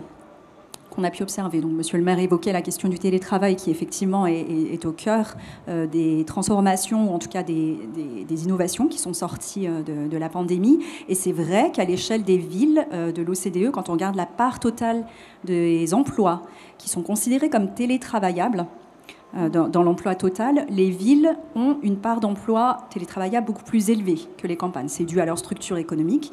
Donc si je prends l'exemple de la France, par exemple, on considère qu'à l'échelle de la France, environ 40% des emplois peuvent être télétravaillés. Or, c'est plus de 50% en Île-de-France et moins de 30% dans la région de Basse-Normandie, par exemple. Et c'est complètement lié, évidemment, donc à la structure du marché du travail et de l'économie. Donc, il y a des signaux qui font que les gens sont amenés à télétravailler, qu'ils ont effectivement quitté ces métropoles, et on le voit, par exemple, dans la hausse des prix immobiliers, qui, on voit, augmente plus vite finalement dans les périphéries ou dans les banlieues des grandes villes plutôt que dans les centres-villes. Donc ça, on le constate à Budapest, à Lisbonne. Donc voilà, il y a un petit signal faible. Ou à Paris, où on perd, chaque année, on perd un nombre d'écoliers de plus en plus grand. Donc je crois que sur 2 ans, depuis la pandémie, on a perdu à peu près 5% d'écoliers en maternelle et primaire. Donc, ce qui ne veut pas dire que les gens fuient complètement la capitale. Enfin, c'est pour ça que je parle de signaux faibles. Mais on voit quand même quelques indicateurs comme ça qui montrent que le modèle urbain est en train de basculer. Et le troisième point, pour finir aussi sur une note peut-être un petit peu plus positive, c'est aussi que la pandémie de Covid-19 a permis justement de stimuler des innovations, alors que ce soit au niveau du télétravail, mais beaucoup plus largement, qui finalement permettent à ces villes de ressortir encore une fois un peu plus fortes et en tout cas plus innovantes de cette pandémie, donc notamment sur l'échelle numérique. Donc évidemment, il y a beaucoup d'outils et de solutions digitales et numériques. Le click and collect, c'est un exemple, mais il y en a beaucoup d'autres, ou la numérisation des procédures administratives, publiques, etc., qui font qu'on a accéléré, enfin en tout cas la permis de Covid-19 a permis d'accélérer et de finalement accomplir en l'espace de 2 ans ce qui peut-être nous aurait pris 5 ans, 10 ans, si rien n'était arrivé. Et il y a beaucoup d'innovations qui ont été prises en réponse à la pandémie de Covid-19 qui perdurent finalement. Donc c'est une sorte de dynamique d'innovation urbaine qui a été un petit peu mainstreamed, comme on dirait, et qui persiste aujourd'hui. Jean-Christophe, quelles leçons avez-vous tirées du Covid pour anticiper de futures crises, notamment climatiques, et quels sont les risques que vous avez identifiés? Alors, on n'a pas attendu la crise pour vraiment activer tous ces leviers liés au réchauffement climatique, parce qu'on les anticipe et on peut tous les anticiper. Le débat n'est pas nouveau, pour autant, vous avez raison. Là, les choses se sont précipitées et on voit bien combien cet été, finalement, les épisodes de sécheresse ont, en tous les cas, non pas forcément réveillé les décideurs politiques ou les collectivités, mais ont acculturé quelque part l'opinion qui, ça y est plus acquis à cette idée. Alors, dans une ville comme la mienne, on a plusieurs fronts. On a un front sur les bâtiments. Et les collectivités locales ont des piscines, des gymnases, des hôtels de ville, des écoles, etc. Donc, on a lancé, nous, il y a 5 ans, ce qu'on appelle un plan d'investissement de performance énergétique. Donc tous nos bâtiments sont passés au crible en termes d'isolation, de chauffage à optimiser, en termes de choix des matériaux, en termes d'usage aussi par les utilisateurs. Donc on a un premier front sur les bâtiments. Ensuite, on a un front sur l'espace public. L'espace public et les fameux îlots de chaleur qui sont très forts dans les métropoles, il faut les combattre. On les combat par, là aussi, des choix de matériaux. On les combat par des matériaux plus clairs pour ne pas avoir cette réfraction de chaleur la nuit. On les combat par la végétalisation. Oui, moi, pour ceux qui connaissent un peu Neuilly, sur l'avenue Charles de Gaulle, qui représente une espèce de grande colonne vertébrale au milieu de la ville. On a reconstitué 10 hectares d'espace public avec comme matériau du granit, du matériau clair. Et puis, on a planté 4 hectares d'espace vert, notamment 90 000 arbustes. On refait les grands alignements d'arbres. Donc, on végétalise énormément et on a une politique de végétalisation très forte sur l'espace public, et y compris dans nos documents d'urbanisme vis-à-vis des privés, de telle manière à ce que dans les jardins, on n'artificialise pas davantage, on remette des arbres, etc. Puis, on a un troisième sujet que sont les transports, les circulations douces.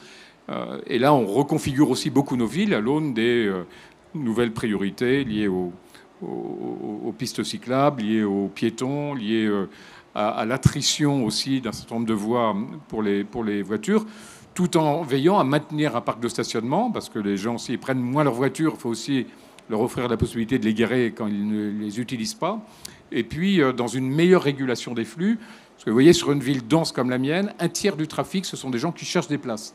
Donc, si on ne fait pas des parkings, on a finalement des gens qui cherchent des places, et ils cherchent des places non pas parce qu'on en a supprimé, mais parce que les gens prennent moins leur voiture. J'avais fait une étude sur le stationnement à Neuilly il y a 10 ans. Vous aviez 80% des voitures qui bougeaient dans la journée. J'ai fait la même étude l'année dernière. Vous avez 80% des voitures qui ne bougent plus dans la journée. Donc le flottant de places disponibles, il est de 20%, ce qui est très faible. Ça fait quelques milliers de places. Ça génère pour autant un trafic qui, pour 30%, comme je l'évoquais, ce sont des gens qui cherchent des places. Donc un front bâtiment, un front végétalisation espace public et un front circulation et transport, c'est un peu les 3 sujets de travail. Et la ville de Neuilly, vous avez recruté un directeur de résilience ? Non, parce qu'en fin de compte, il faut mieux... Oui, j'ai un patron des bâtiments, j'ai un patron de l'espace public, j'ai un patron des flux, donc il faut mieux que les uns et les autres prennent la mesure de l'enjeu pour le faire évoluer, plutôt qu'avoir un coordinateur qui risquerait de provoquer des tensions avec les différents chefs d'unité. Donc, il faut mieux le... Et puis, un autre point qui m'éloigne un peu de la ville, mais c'est l'aménagement du territoire. Et je pense vraiment que dans cette nouvelle articulation entre la campagne, les villages, les villes moyennes et la métropole, chacun a sa place, mais il ne faut pas qu'il y ait d'injonction métropolitaine. C'est-à-dire que les personnes qui peuvent télétravailler et vivre dans une ville moyenne à 1 heure de Paris puissent le faire. Donc il faut qu'on soit très vigilant pour que cette liberté de vivre là où on veut vivre soit possible. Et qu'on ne dise pas... moi j'avais entendu ça quand j'étais parlementaire, et je m'occupais des infrastructures à la Commission des Finances. On disait de toute façon, il n'y a pas d'avenir en dehors des métropoles, donc ce n'est pas la peine de faire des routes, des gares, des hôpitaux, des ponts, etc. Et dire non, c'est sûr que si on raisonne comme ça, on forcera les gens à ne vivre que dans les métropoles. Si on ouvre la possibilité de l'ensemble du territoire, et dans un pays comme le nôtre, où le territoire n'est pas très vaste, on peut aller d'un point à l'autre quand même assez rapidement, cette liberté qui permet aux gens de construire des mix, des systèmes de vie plus partagés, plus bimodaux, plus figitaux, entre guillemets, doit être maintenue pour desserrer l'étau métropolitain et puis surtout desserrer l'étau aussi du prix au mètre carré, qui est un élément extrêmement contraignant pour notamment les classes moyennes. Sujin, quelles sont les bonnes pratiques que vous avez observées dans les pays membres de l'OCDE ? Alors, déjà, pour commencer, à l'OCDE, on encourage toujours à partir sur les 2 bras armés de la lutte contre le changement climatique, qui sont évidemment l'atténuation du changement climatique et ensuite l'adaptation. Donc, l'atténuation, c'est tout ce qu'on peut faire pour réduire les émissions de gaz à effet de serre. On en parlait tout à l'heure, bien sûr, pour décarboner les transports, bien évidemment, mais aussi les bâtiments. Et on a tendance à oublier que les bâtiments représentent en fait une part non négligeable des émissions, parce qu'on a toujours tendance à visualiser un peu la ville, justement, avec des embouteillages monstrueux, des voitures à n'en plus finir. Mais il faut bien voir qu'à l'échelle mondiale, environ 40% des émissions qui sont liées à l'énergie proviennent des bâtiments, et pas des transports, des bâtiments. Et dans des grandes villes, des grandes métropoles comme Paris, New York, Londres, Tokyo, ça peut atteindre 70% des émissions qui proviennent des bâtiments. Donc effectivement, la décarbonation des bâtiments, et c'est pour ça que le sujet d'aujourd'hui, de notre salon, est fondamental, parce qu'il faut absolument agir sur la décarbonation du bâtiment et du bâtiment existant. Donc, il y a des mesures très importantes qui concernent cette décarbonation. Il y a aussi tout ce qui est transition vers une économie plus circulaire, donc vraiment revoir nos modèles de production et de consommation pour s'orienter vers des circuits courts et toutes ces innovations justement qui ont été un petit peu stimulées par la pandémie de Covid-19, comme on disait tout à l'heure. Après, bien sûr, il y a les mesures d'adaptation. Et donc ça, c'est ce dont on parlait également tout à l'heure, les plans canicules, les plans sécheresse, tout ce qui peut aider en fait à s'adapter au monde existant. Et il y a pas mal d'exemples de villes dans les pays de l'OCDE qui le font. Donc ça, c'est le premier point, les 2 bras armés de la lutte contre le changement climatique. Après, un deuxième point, c'est que la lutte contre le changement climatique et du coup, pour devenir une ville plus résiliente, c'est nécessairement une responsabilité partagée. Ce n'est pas les villes toutes seules qui vont y arriver. Monsieur Sébastien Merre en parlait tout à l'heure également. Nous, à l'OCDE, on a collaboré avec la London School of Economics, à Londres, dans une étude qui a montré qu'environ un tiers des émissions de gaz à effet de serre peuvent être réduites par les villes elles-mêmes, mais les 2 tiers restants vont nécessiter l'intervention et l'action des échelons supérieurs, que ce soit régionaux, nationaux ou même supranationaux. Donc chacun a son rôle à jouer dans cette lutte, et il faut vraiment que ce soit un effort partagé, un effort collectif, et du coup ça nécessite cette coordination entre les différents échelons de gouvernement, et peut-être qu'on va en parler tout à l'heure avec des exemples concrets. Et peut-être le troisième et dernier point, c'est que, et on en touchait aussi un mot avec Monsieur Maire tout à l'heure, c'est que la résilience urbaine passe vraiment par plusieurs types de résilience, et ça ne peut pas être seulement climatique. Il y a aussi les questions de résilience digitale, par exemple. Plus une ville se digitalise et se numérise, et plus elle est hackable, comme on dit, hackable. Enfin, elle peut être hackée, victime de cyberattaques, etc. Donc il y a une vulnérabilité ici qu'il faut bien prendre en compte. Il y a la résilience sociale. Donc c'est vraiment une résilience systématique, et on l'a bien vu avec la crise de la pandémie de Covid-19, c'est-à-dire qu'il y avait une crise sanitaire, mais qui en même temps a engendré une crise économique, qui en même temps a engendré une crise sociale, puisque les parties les plus vulnérables de la population étaient souvent les plus exposées au choc économique. Donc il faut vraiment avoir cette vision d'ensemble et systémique de la résilience dans les villes. Non, c'est intéressant parce qu'on ne pense pas systématiquement de la résilience digitale, comme vous avez cité. Le fait que le cyber attack, le fait d'être hacké, c'est un vrai, enfin, le fait de résister, c'est une vraie résilience. Alors, on parle beaucoup de la sobriété énergétique. Les habitants de Neuilly sont-ils prêts à modifier leurs habitudes ? J'inverserais presque la question. C'est est-ce que le pouvoir politique est prêt à suivre les aspirations des gens face à la crise climatique ? Malheureusement, oui, le politique, mais lié à son inertie, à tout un tas de sujets que chacun connaît, a beaucoup de mal à anticiper, à prendre les devants.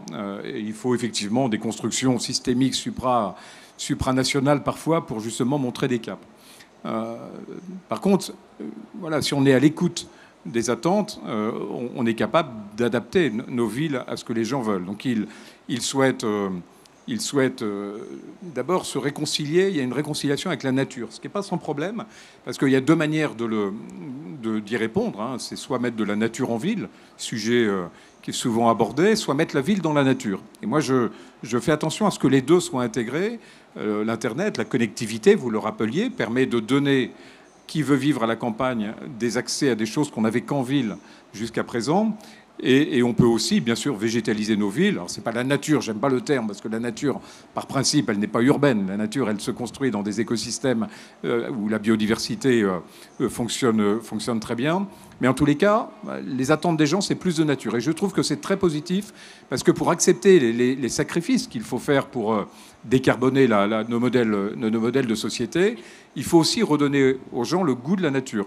Beaucoup de philosophes, de sociologues ont travaillé là-dessus en disant si vous ne donnez pas à aimer la nature, il est peu probable que vous vous battiez pour elle. Et donc, moi, je sens très fort, vous voyez, cette attirance pour retrouver un cadre de vie plus naturel, plus authentique, plus vertueux et donc plus agréable aussi.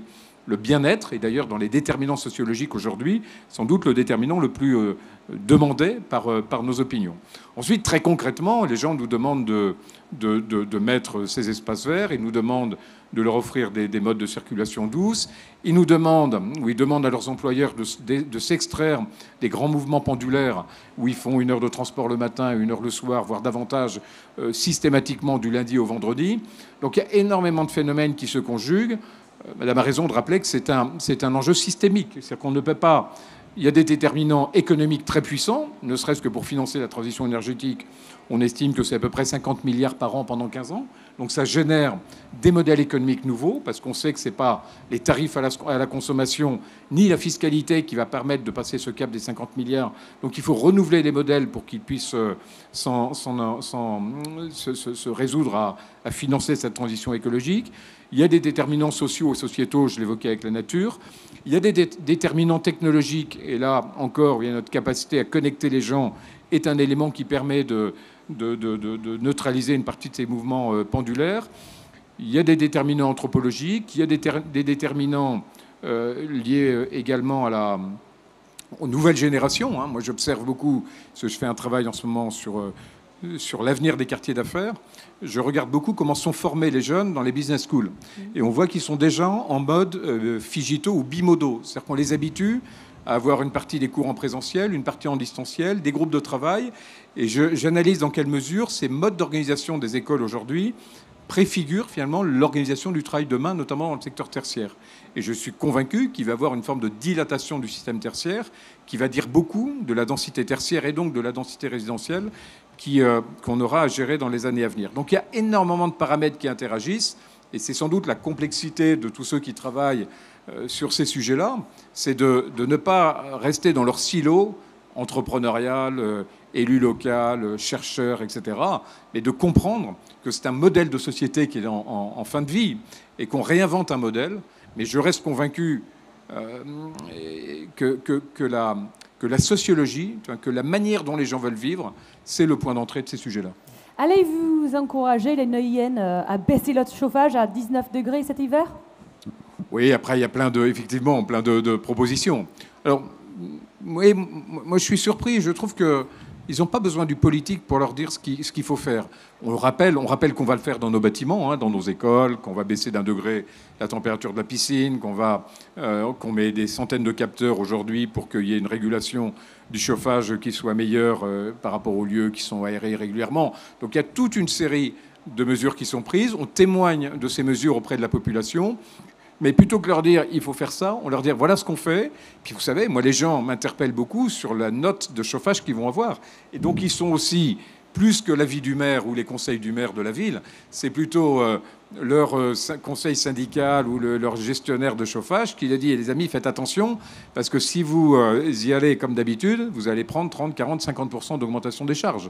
Donc j'ai fait, par exemple, pour les locataires, on gère quelques milliers d'appartements dans la ville, on va lisser les augmentations de charges dès maintenant, de telle manière à ce que les locataires n'aient pas tout d'un coup, dans 1 an ou 2 ans, quand on répercutera les charges de chauffage auprès de nos locataires, qu'ils n'aient pas la surprise d'un bond des charges. Donc, en augmentant d'ores et déjà les charges de location, les charges des immeubles, on leur envoie un signal en disant, voyez, là, on les augmente à titre d'anticipation, mais également pour les lisser et pour vous rappeler que le sujet ne sera pas neutre dans les mois à venir.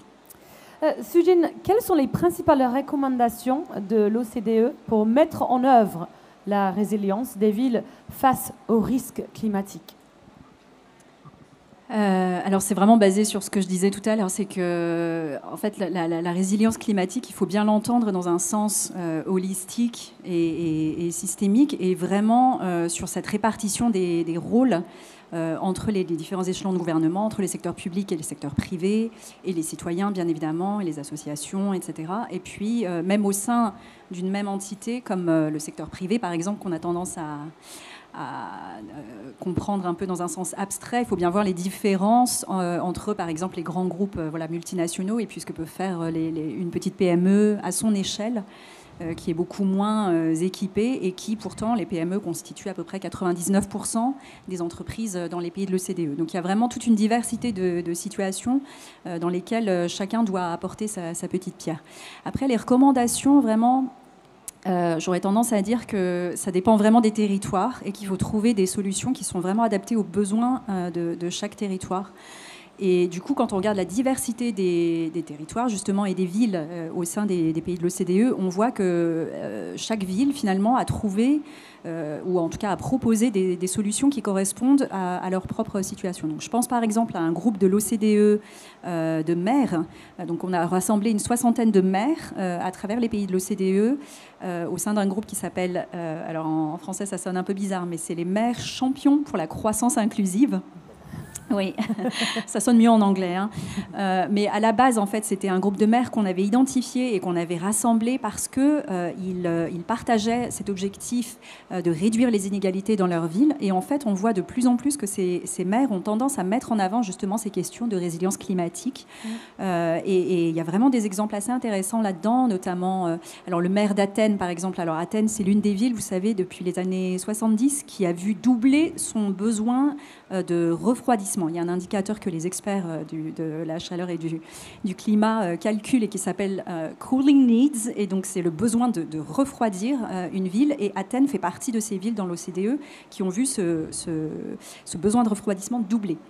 Donc en fait, il y a un vrai problème d'îlots de chaleur urbaine à Athènes comme ailleurs. Et du coup, Athènes, par exemple, a été la première ville en Europe, je crois, en tout cas à ma connaissance, à prendre conscience de la question en nommant un Chief Heat Officer, donc c'est un officier qui est en charge exclusivement de la question de la chaleur. Alors évidemment, c'est pas en nommant juste une personne que vous allez résoudre le problème, hein. C'est exactement ce que disait Monsieur le maire d'ailleurs sur la question de la résilience, évidemment.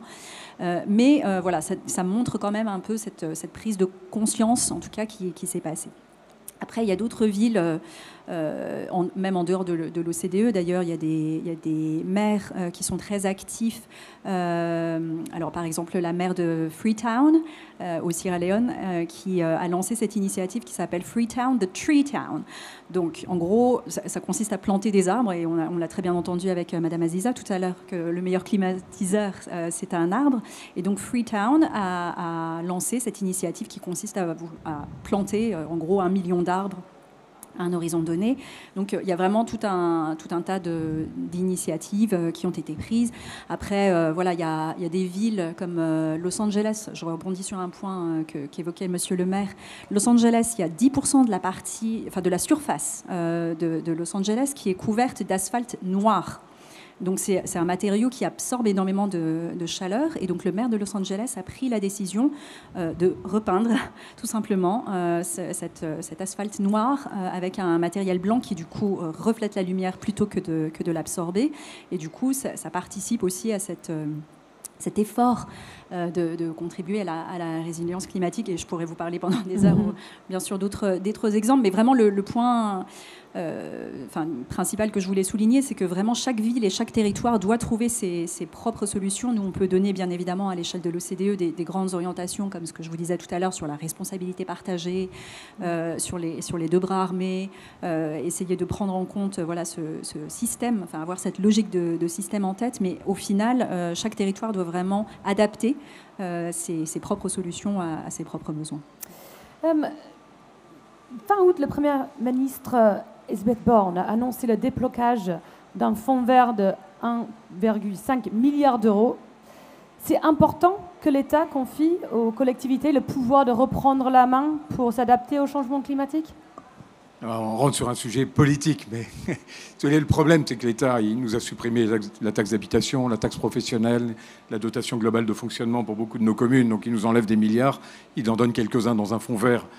Pourquoi pas, mais je ne pense pas que ça soit déterminant. Bien entendu, on piochera dans le fonds vert s'il y a des aides à l'investissement, mais on n'a pas attendu. Il y a le fonds vert pour investir sur des sujets qui sont importants. Moi, je pense que pour l'État, pour les États, sur ce sujet du changement climatique, il faut bien considérer que les échelles de changement sont des petites échelles. On peut faire des grandes annonces au niveau national ou européen ou mondial. Pour autant, à la fin, ce sont des alvéoles de projets, nos communes, nos territoires, nos villages, nos campagnes, qui sont ceux sur lesquels, fort des préconisations, des prescriptions, des conseils qu'on peut avoir, nous permettent de réaliser. Donc il faut faire attention aux politiques publiques qui veulent trop concentrer ou monter très en haut les échelles de décision, parce qu'on le sait, et c'est valable en France et dans beaucoup de pays du monde, on le voit d'ailleurs, les pays plutôt à tendance fédérale ont une capacité d'action qui est démultipliée. Les pays qui sont trop centralisateurs sur ces sujets-là sont des pays sur lesquels se créent des inerties. Donc c'est bien que le gouvernement veuille ramener les échelles de réalisation au niveau de nos communes. Pour autant, et on l'évoquait l'un et l'autre tout à l'heure, ce sont des sujets systémiques. Donc si on dit au maire, écoute, tu t'occupes plus de l'économie, tu t'occupes plus de l'habitat, puisque l'habitat dans notre métropole, c'est une compétence métropolitaine et des schémas régionaux. Mais tu t'occupes de ça et puis de ça. Ce côté systémique et holistique qui était évoqué à juste titre est plus compliqué à mettre en œuvre.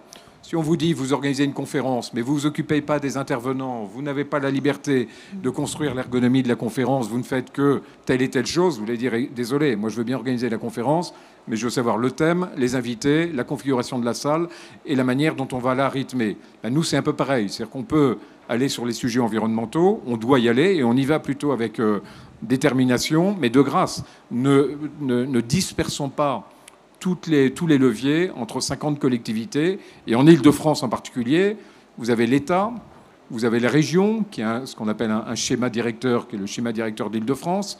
Vous avez la métropole, qui a ce qu'on appelle un SCOT, un schéma de cohérence territoriale. Vous avez le département, vous avez les intercommunalités et la commune. Et quand on prend une problématique environnementale, chacun a son mot à dire. L'État, bien entendu, le SDRIF par la région, le SCOT pour la métropole, le département pour cette échelle départementale, le maire et la commune, et le maire qui doit obéir à un plan d'urbanisme intercommunal pour organiser tout ça. Et c'est ingérable, très honnêtement, extrêmement compliqué. C'est pour ça que le fonds vert, très bien, mais avant, vous voyez, donnons-nous les moyens d'avoir une vision coordonnée à l'échelle qui est la plus efficace, et je suis persuadé que la commune est l'échelle sur laquelle on peut réaliser ces transformations. Merci. Quel modèle de gouvernance réussi de coopération entre l'échelon national et local observez-vous dans d'autres pays? Sujin? Alors déjà, la question qui sous-tend votre propre question et ce qui me permet de rebondir sur la réponse de Monsieur le maire, c'est effectivement qu'un objectif tel que la résilience climatique ou en tout cas la lutte contre le changement climatique ne pourra pas être gagné par les États tout seuls. Les villes représentent vraiment 2/3, en gros, des émissions à l'échelle globale. Elles consomment les 2/3 de l'énergie mondiale, dont on parle aujourd'hui, on parle beaucoup avec la guerre en Ukraine et les conséquences sur les prix énergétiques. Elles produisent plus de la moitié des déchets mondiaux, solides, etc. Donc c'est vraiment pas à l'échelle nationale simplement qu'on va gagner cette bataille du climat. Il faut bien voir aussi que les villes, effectivement, comme disait Monsieur le maire, n'ont pas attendu les États nationaux, et je dirais même plus loin. Certaines villes ont pris des objectifs et se sont fixés des objectifs quantitatifs de réduction des émissions qui sont plus ambitieux qu'à l'échelle nationale. Donc il y a toutes les métropoles scandinaves, par exemple Helsinki, Copenhague, Stockholm. Enfin, toutes ces villes ont adopté des objectifs de neutralité carbone qui sont beaucoup plus ambitieux que les objectifs qui ont été fixés à l'échelle nationale.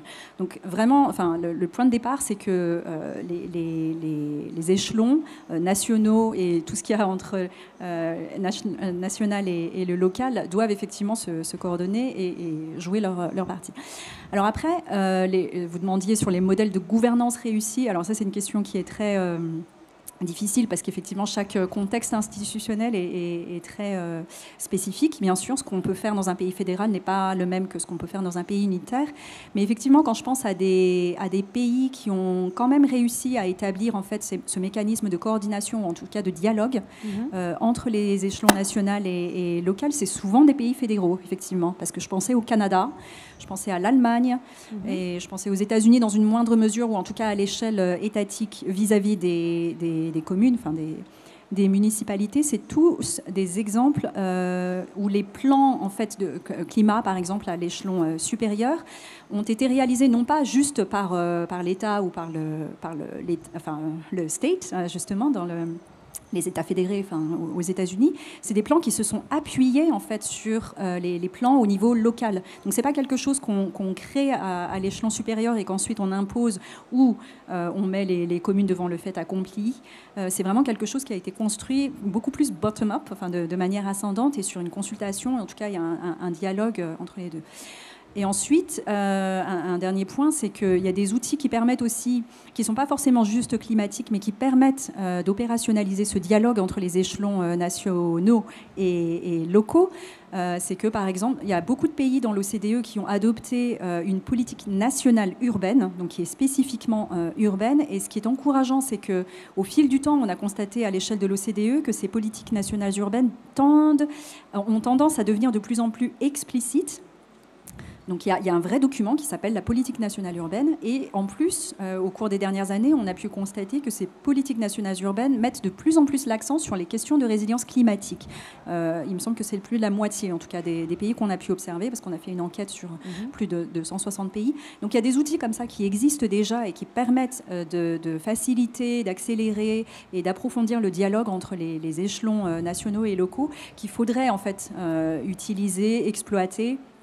Et alors après, voilà, tout ce qui est fonds verts, ou enfin ce type de mécanisme peut effectivement aider, mais ça ne peut pas être isolé non plus, et c'est effectivement pas juste un outil qui va permettre de résoudre toutes ces questions qui sont effectivement très, très complexes finalement. Ok, merci. Alors pour conclure, ma dernière question, c'est pour vous, Monsieur le maire. Est-ce que investir dans les technologies, c'est le meilleur investissement qu'une ville puisse faire pour bâtir sa résilience? Oui, moi je pense que les technologies ont un vrai rôle. Encore une fois, rarement les technologies déterminent. Oui, ce sont plutôt des éléments sociologiques ou économiques qui sont les déterminants dans nos grandes mutations, dans nos grandes transformations. Mais pour autant, dès qu'il y a ces mutations économiques ou sociologiques, la boîte à outils est fondamentale. Et on le voit bien aujourd'hui, la technologie, elle va être accélérée à l'aune de ces enjeux. D'abord pour les entreprises. J'évoquais le secteur tertiaire, oui, puisque je m'intéresse donc à ces grands quartiers d'affaires, notamment la Défense, à côté de chez moi. Voilà, la productivité dans le secteur tertiaire, elle va réinterroger très profondément la technologie pour améliorer sa productivité et donc sa résilience. Et le secteur tertiaire, par exemple, a détérioré sa productivité depuis 15 ans, donc elle va réinterroger la productivité parce que justement le financement de la transition écologique l'amène à être plus performante. Et puis on l'a évoqué à plusieurs reprises, la technologie au service du travail, ces mouvements pendulaires qui sont un peu ridicules finalement, ces millions de personnes qui font des heures et des heures de trajet très polluants tous les jours, peut-être à certains moments ils peuvent travailler chez eux, éviter de bouger. Ça ne veut pas dire qu'il ne faut pas bouger parce qu'il faut aller voir ses clients et puis travailler en équipe. Mais pour autant, la technologie permet ce décentrement et permet de casser cette pendularité dont on sait qu'elle est, par les transports, une des premières causes de pollution. Donc la technologie, elle est essentielle dans les bâtiments aujourd'hui aussi, puisque quand on construit des nouveaux bâtiments, on insère toute une série de technologies pour mieux adapter la température à des circonstances, pour avoir des maquettes digitales de nos bâtiments et intervenir plus rapidement dessus, etc. Donc la technologie, c'est cette boîte, c'est pas une fin, c'est un moyen. Et quand la fin justifie les moyens, quand la fin sociologique ou économique justifie à ce qu'on active des outils technologiques, il faut le faire. Et là, on a plutôt une belle boîte à outils en ce moment. Bon, merci beaucoup, Monsieur le maire. Merci beaucoup, Sujin Kim. Merci à tous nos intervenants pour leur précieuse contribution. Je vous donne rendez-vous. Ah, vous avez une question. On a le temps d'une question. Oui, on a le temps d'une question. Ouais. Évidemment, les deux intervenants. Bonjour, merci beaucoup pour votre intervention, très intéressant. J'ai une question pour vous, Madame Kim. Vous dites que le transport n'est pas aussi important qu'on peut l'imaginer en tant que citoyen d'une ville, d'ailleurs de Neuilly. Je suis neuillen, heureux de l'être. Qu'est-ce qui est fait et que vous pouvez observer à travers les différents pays ou villes que vous suivez, puisque vous en suivez apparemment une soixantaine, qui vous paraît être de la meilleure pratique? C'est-à-dire que moi, je suis toujours étonné encore de cette densité de circulation dans nos villes. Alors, il y a des positions un peu idéologiques, comme à Paris, mais qu'est-ce qu'on peut faire, et c'est aussi une question à Monsieur le maire, que ce qui est fait et que ce qu'on peut faire pour apaiser et faire cohabiter la circulation et une vie plus apaisée, plus verte, moins polluée? C'est une bonne question.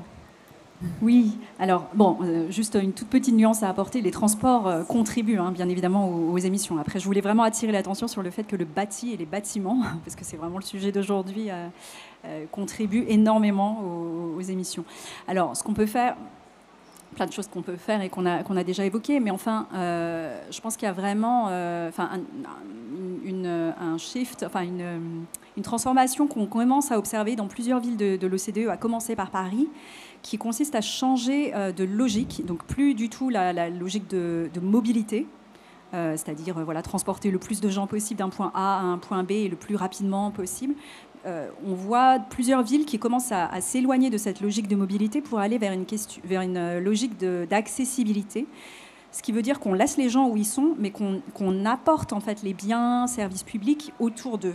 Et ça, c'est vraiment un changement radical dans l'aménagement du territoire et dans l'approche des politiques publiques. Donc j'évoquais Paris parce que tout simplement, Paris a été l'une des premières villes, je crois, à mettre en avant le concept de ville du quart d'heure.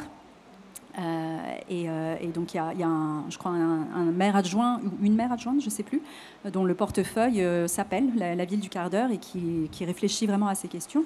Mais il faut bien voir qu'il y a d'autres villes comme Bruxelles, où là c'est plutôt la ville des 10 minutes, ou Melbourne, la ville des 20 minutes.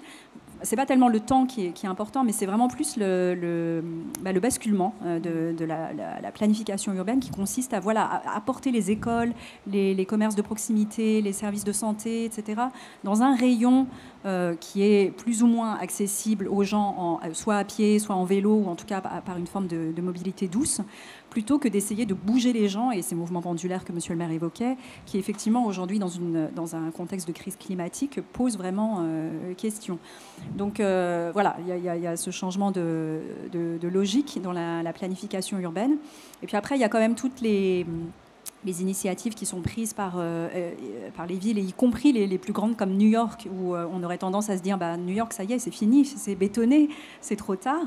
Et ben non, ils sont quand même très actifs dans justement tout ce qui est végétalisation. Ils ont remplacé je crois que c'était une ligne ferroviaire qui était dédiée exclusivement, enfin une ligne ferroviaire surélevée qui était dédiée exclusivement au transport des biens.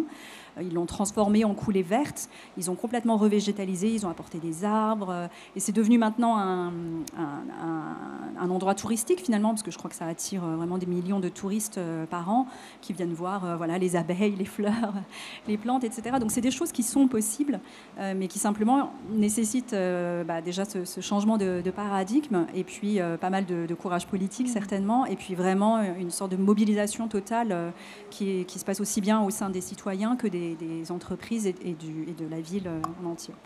Donc voilà, c'est des solutions qui doivent être vraiment appropriées aux besoins de chaque territoire pour arriver à cette ville apaisée dont vous parlez et qu'on appelle de nos voeux. Merci.